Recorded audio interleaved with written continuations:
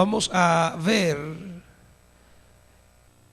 la necesidad no solo de comprender en qué diríamos, en qué ambiente espiritual nuestra vida está inmersa, sino más bien también las actitudes que se requieren en una vida cristiana que busca un sentido, una dirección. Y quiero tomar el primer libro de Samuel. Quiero en esta oportunidad que aprendamos de una palabra que dirán no los hijos de Dios, fíjense, sino que los enemigos del pueblo de Dios, ellos van a tomar una actitud importante que a veces nosotros hemos olvidado. Y quisiera que aprendiéramos, que asumiéramos la perspectiva con la que ellos van a asumir la lucha. Capítulo 4 del libro primero de Samuel.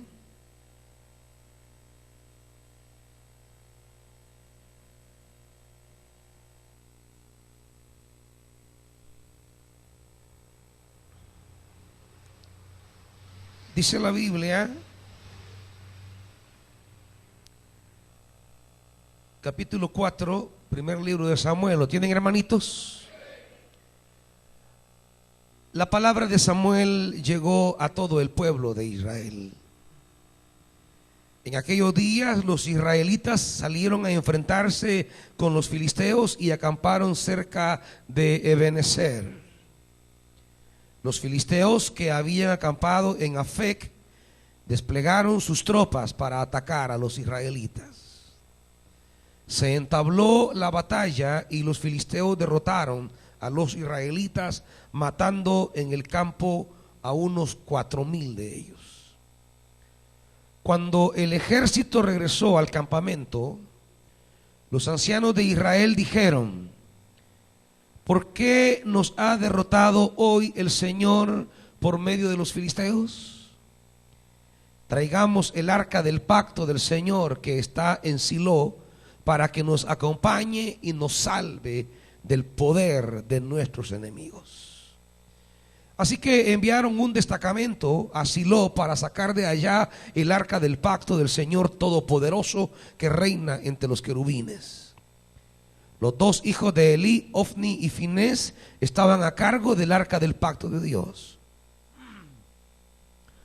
Cuando ésta llegó al campamento, los israelitas empezaron a gritar de tal manera que la tierra temblaba.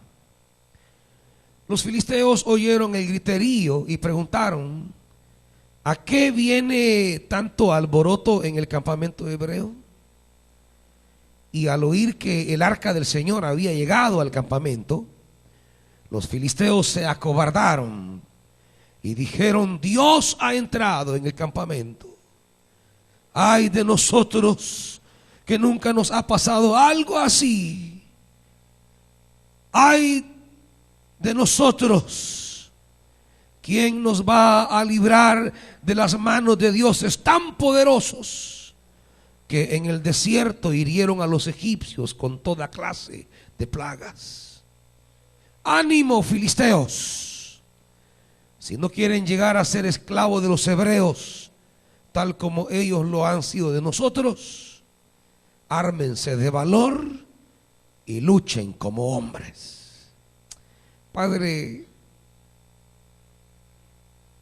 queremos tomar esta escritura en esta mañana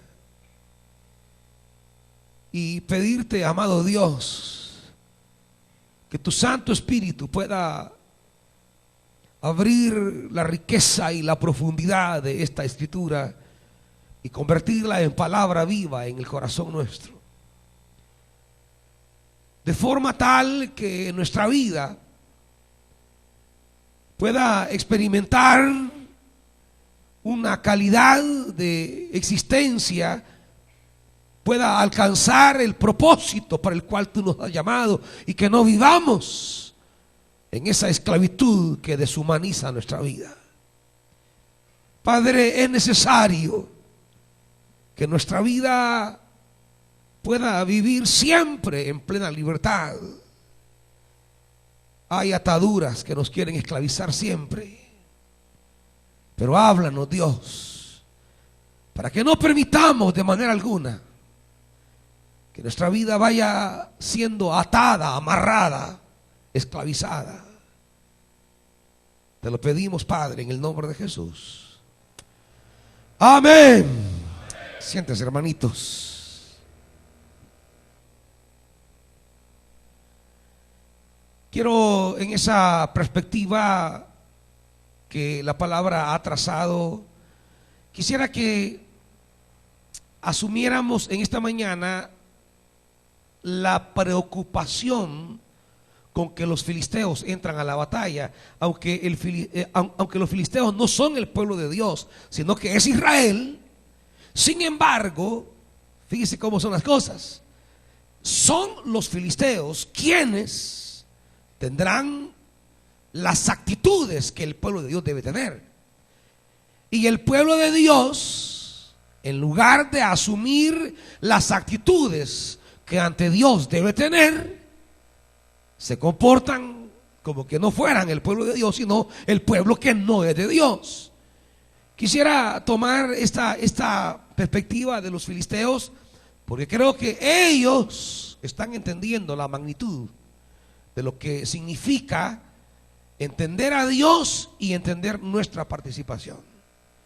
Fíjese que los filisteos se preguntan en el versículo 6, ¿a qué viene tanto alboroto en el campamento hebreo? Y alguien le respondió que el arca del Señor había entrado al campamento. Y mire la actitud de los filisteos en el versículo 7. Ellos, en una primera reacción, dice la Biblia, se acobardaron y dijeron: Dios ha entrado en el campamento. Ellos tenían claro y comenzaron a decir: ay de nosotros, que nunca nos ha pasado así, ay de nosotros, ¿quién nos va a librar de las manos de dioses tan poderosos? Los filisteos tienen una claridad de lo que significa el arca de Dios. El primer error craso que el pueblo comete, oiga bien, el primer error que el pueblo comete es a no aprender a valorar lo que Dios le ha entregado para ganar la batalla. Es lo primero.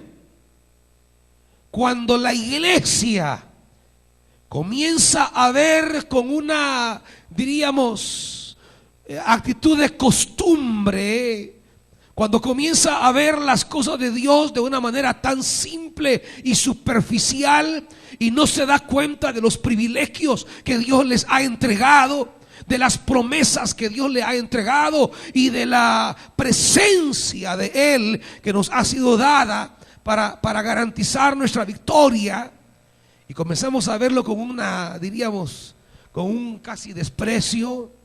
¿Por qué digo esto? Porque dice el versículo 4, lea el versículo 4, ¿quiénes eran los encargados de trasladar el arca del pacto del Señor, hermanitos? Eran los dos hijos de Elí, Ofni y Finés. Eran los encargados de trasladar el arca del pacto. Pero ellos no tienen respeto por el arca. Ellos no respetan la presencia. Ellos no respetan el símbolo de la compañía de Dios. Ellos no respetan lo que significa Dios entre nosotros. ¿Y por qué no respetan? Porque los capítulos anteriores nos hablan de el comportamiento de los hijos de Elí. Vea el capítulo 2. Capítulo 2, versículo 12. Los hijos de Elí eran unos perversos, dice la Biblia, porque no tomaban en cuenta al Señor. transportaban el símbolo de la presencia de Dios, pero no respetaban a ese Dios que se hacía presente en el símbolo. Se encargaban de cuidar el objeto, se encargaban de cuidar la materialidad del arca, pero no respetaban a Dios, que es al final la realidad última que el símbolo quiere representar. Cuando la iglesia está ejerciendo un ministerio en el cual no guarda temor ni respeto a Dios y simplemente se encarga de, diríamos, mover, limpiar o trasladar los objetos sagrados, pero no respeta a Dios, entonces, hermanos, los enemigos comienzan a tomar una hegemonía, comienzan a desarrollar, comienzan a crecer, porque ustedes van a ver cómo los filisteos comienzan a derrotar una y otra y otra y otra y otra vez a Israel. Pero no lo derrotan porque sean más fuertes, no lo derrotan porque sean más grandes, no lo derrotan porque sean más poderosos. Los filisteos derrotan a Israel porque los hijos de Israel, en lugar de tomar en serio a Dios, le han dado la espalda, y a la hora de la batalla los filisteos comienzan a ganar. Quiero decirles, amados hermanos, que cuando el mundo, cuando la muerte está golpeando fuerte, es porque los hijos de Dios no están obrando ni haciendo lo que deben hacer. Cuando el enemigo gana la batalla, cuando la muerte va ganando la batalla, es porque aquellos a quienes les ha amanecido el evangelio, a quienes le ha alumbrado la gracia, no quieren comprometer toda su vida a promover la gracia, el perdón, la vida y la salvación. Los filisteos no van a ganar porque sean más grandes, hermanos. Los filisteos no van a ganar porque sean más poderosos. Los filisteos van a ganar porque el pueblo de Israel se ha debilitado espiritualmente. Y se ha debilitado espiritualmente porque no ha sabido tomar con seriedad la presencia de Dios.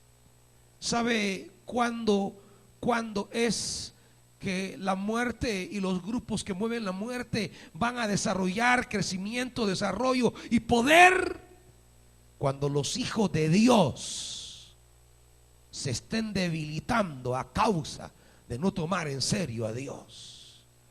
Pero si el Hijo de Dios, si el pueblo de Dios toma en serio a Dios, pero toma en serio a Dios, amados hermanos, en los respectivos lugares de ustedes, la muerte no tendrá lugar si ustedes están promoviendo la vida. La oscuridad no tendrá lugar si ustedes están promoviendo la luz. La condenación no tendrá lugar si ustedes están promoviendo la salvación. Si ustedes están haciendo lo que Dios les ha mandado hacer, el reino de las tinieblas no tendrá chance. Pero todo comienza aquí. Ellos no respetaban al Señor, dice la Biblia. Y más adelante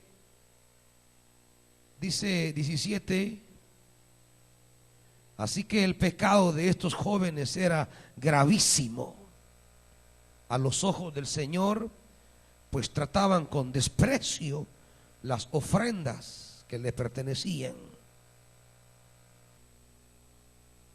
22. Elí, que ya era muy anciano, se enteró de todo lo que sus hijos le estaban haciendo al pueblo de Israel, incluso de que se acostaban con las mujeres que servían a la entrada del santuario. Y les dijo Elí: ¿por qué se comportan así, hijos? Todo el pueblo me habla de su mala conducta. No, hijos míos, no es nada bueno lo que se comenta en el pueblo del Señor. Si alguien peca contra otra persona, Dios le servirá de árbitro. Pero si peca contra el Señor, ¿quién podrá interceder por él? No obstante, ellos no le hicieron caso a la advertencia de su padre. Estos son Ofni y Finés. Son gente que está sirviendo, pero no toma en serio a Dios. No toma en serio a Dios. Cuando los que están sirviendo dejan de tomar en serio a Dios, lo que estamos haciendo es abrir las puertas para que los enemigos de Dios ganen ventaja.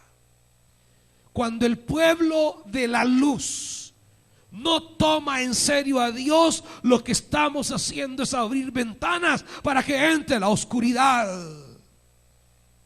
Cuando la iglesia no toma en serio a Dios, lo que estamos haciendo es permitiéndole al reino de la muerte que crezca, que desarrolle y que se haga presente.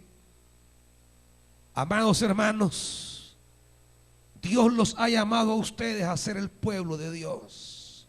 Dios los ha llamado a ustedes a ser instrumento de su luz. Dios los ha llamado a ser signo de vida para las naciones. Pero iglesia, la primera condición es tomar en serio a Dios. Mire, los filisteos tenían mayor conciencia. Tenían mayor conciencia de lo que significaba, de lo que valía el arca. El arca entró y ellos tuvieron miedo, ellos temblaron, ellos dijeron: Dios ha entrado, y se acobardaron, se desmayaron. Sabían quién era ese arca, sabía quién representaba ese arca, sabía quién era y qué era lo que había hecho ese Dios. Ellos tenían más claro de las implicaciones de la presencia de Dios. Y es que es lamentable, amados hermanos, cuando el pueblo de Dios no dimensiona las repercusiones de estar jugando con Dios. Y cuando el mundo tiene a veces más conciencia. Vea en segundo libro de Samuel,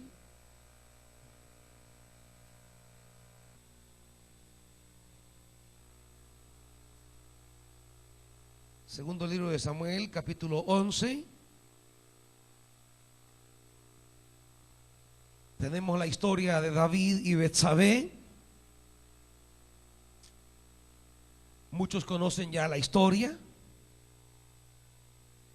de el adulterio entre David y Betsabé. David y Betsabé planifican una artimaña, y la artimaña dice,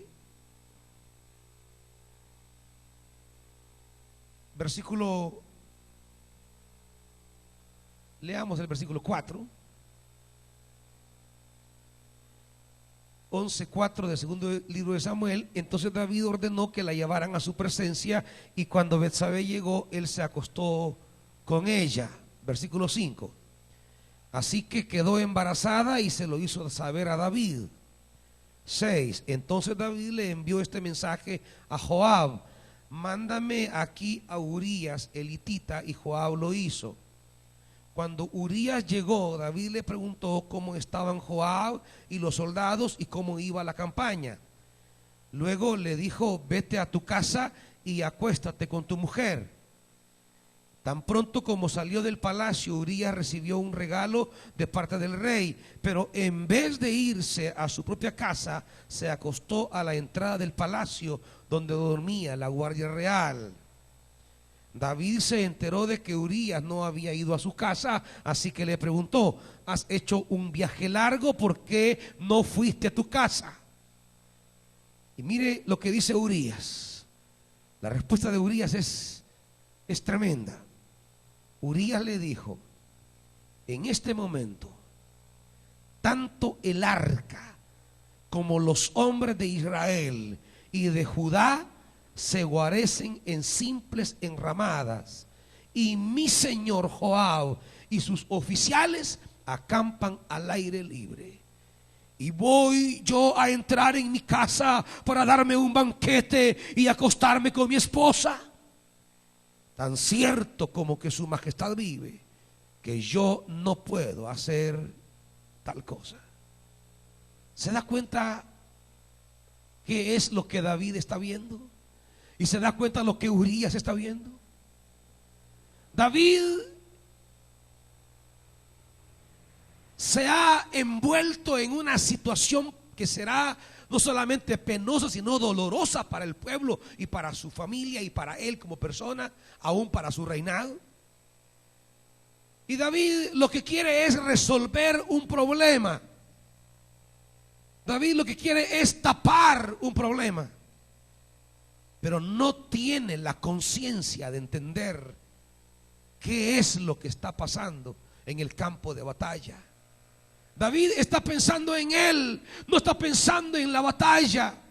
Y es que esto, amados hermanos, si tan solo tuviéramos un poco de conciencia que la iglesia ha sido llamada a pelear una batalla con el mundo, si pudiéramos entender que la vida de muchas personas en la colonia donde vivimos dependen de la seriedad con la que yo tome la tarea que Dios me ha encomendado, si pudiéramos entender que el reino de las tinieblas quiere gobernar, que el reino de la muerte quiere reinar, que el reino de la oscuridad quiere gobernar, si pudiéramos entender que Dios nos ha llamado a nosotros a pelear una batalla, a librar una lucha, a desplegar una guerra, y pudiéramos entender que de la manera como asuma yo mi relación con Dios va a repercutir si la batalla crece, se gana o se pierde. Si pudiéramos entender, hermanitos, que de la manera como usted tome a Dios en serio en su vida, va a depender la vida de mucha gente que rodea su vida.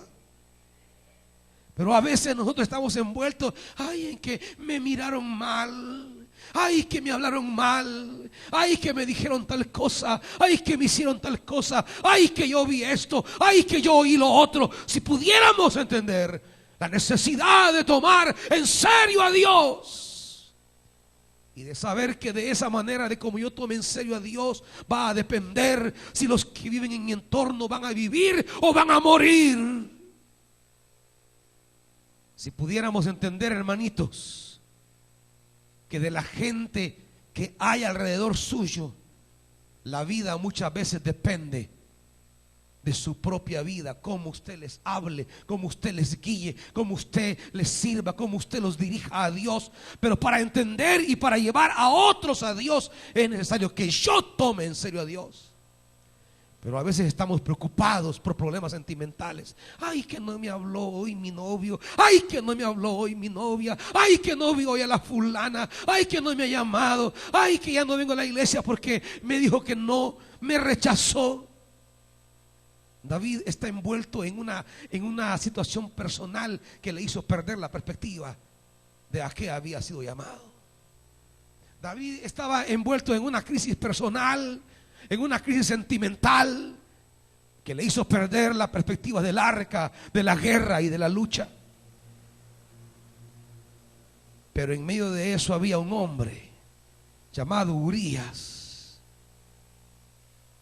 Había un hombre que dimensionaba la trascendencia del arca de Dios y de la guerra. Un hombre que sabía entender que primero es la batalla de Dios y después son las cosas personales. Pero David ha invertido las cosas. Primero es resolver mi problema personal y después pues las cosas de la guerra. Urías dice: pero mi señor, ¿cómo usted me pide que yo vaya a mi casa a dormirme con mi mujer y a disfrutar de una buena comida y a descansar y a acostarme en mi cama? ¿Cómo me pide eso cuando el arca de Dios está allá en el campo de batalla, despoblada bajo tiendas? ¿Cómo me pide que yo venga a disfrutar una comodidad cuando el ejército de Dios está allá en pleno combate?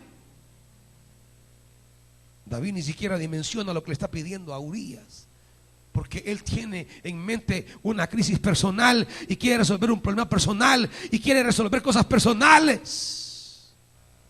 Pero Urías entiende que hay algo más que lo personal, y es la guerra de Dios. Es la batalla de Dios. Es aquello a lo que Dios nos ha mandado, hermanitos. Pero miren, estamos a veces tan envueltos en crisis personales que nos olvidamos la tarea que Dios nos ha encomendado. Estamos envueltos en problemas personales que nos olvidamos cuál es la tarea que Dios nos ha enviado. Estamos preocupados por tener ciertas condiciones personales y nos olvidamos de aquellos que están en el campo de batalla muriendo. Hermanos, afuera hay jóvenes, señoritas, que día a día están muriendo. Afuera hay familias que se están destruyendo. Afuera hay niños que están siendo lastimados.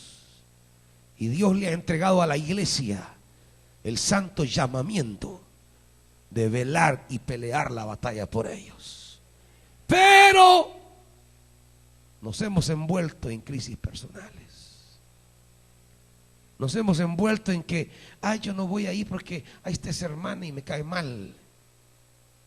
Hermanitos, lo único que importa, lo único que cuenta delante de Dios son las personas a quienes podamos llevar con la palabra poderosa del Evangelio a la vida eterna. Lo demás, eso es lo de menos. El resto es lo que menos importa. Mientras nuestra vida se concentre en procurar la salvación de los demás. Urías dice: ¿de qué sirve que yo esté acostado con mi mujer si el arca y los hombres del ejército de Judá se guarecen en simples enramadas, acampan al aire libre, y voy yo a estar en mi cama, en el calor de mis cobijas, envuelto con mi mujer, comiendo los banquetes? No, dice Urías, no puedo hacer eso. En otras palabras, Urías entiende que no puede darse placeres mientras hay una batalla que se debe de librar, mientras hayan jóvenes muriendo. Iglesia, no podemos parar. Mientras haya sangre que se esté derramando, iglesia, no nos podemos detener. Mientras haya un país que se hunde, no debemos retroceder.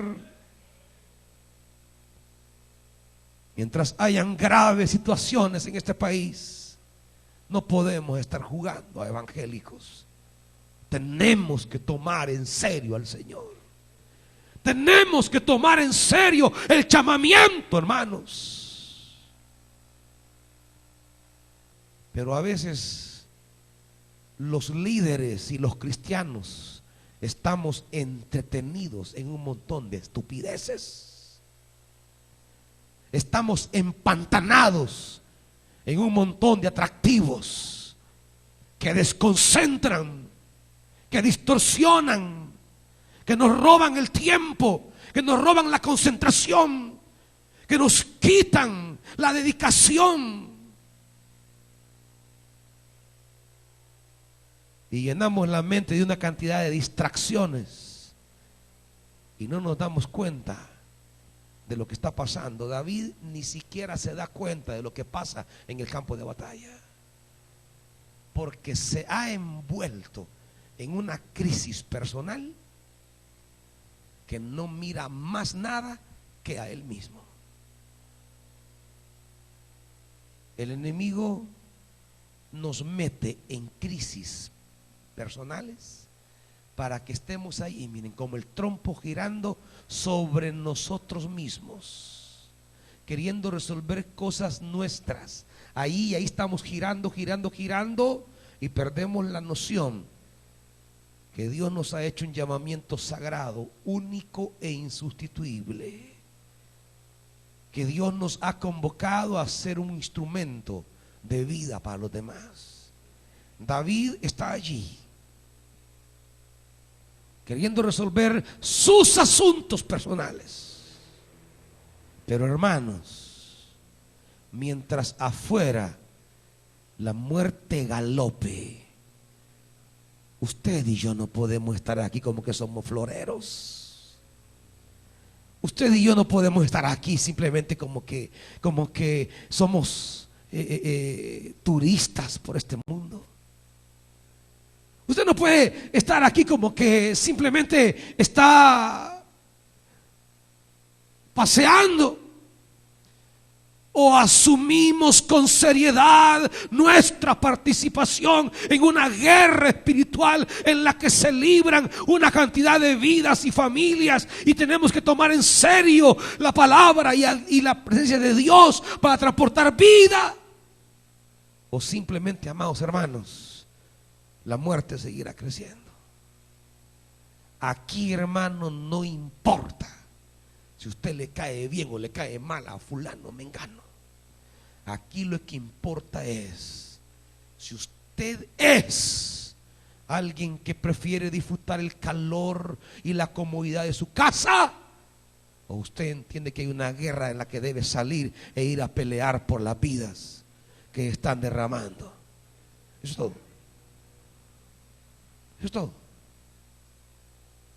Si usted cree que el cristianismo es una religión a la que hay que asistir, o usted cree que el cristianismo es una guerra en la que debo pelear,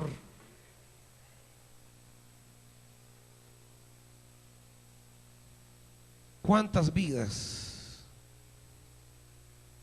que se pierden sin rumbo por nuestra falta de compromiso por asumir el campo de batalla? ¿Cuántos vecinos? ¿Cuántos compañeros de trabajo, de estudio se pierden porque usted nunca entendió que vida cristiana es entrar en combate espiritual? ¿Cuántos padres no pelean ni siquiera por sus hijos? ¿Cuántos padres no guerrean ni siquiera por sus hijos? No claman, ni ayudan, ni ayunan por sus hijos.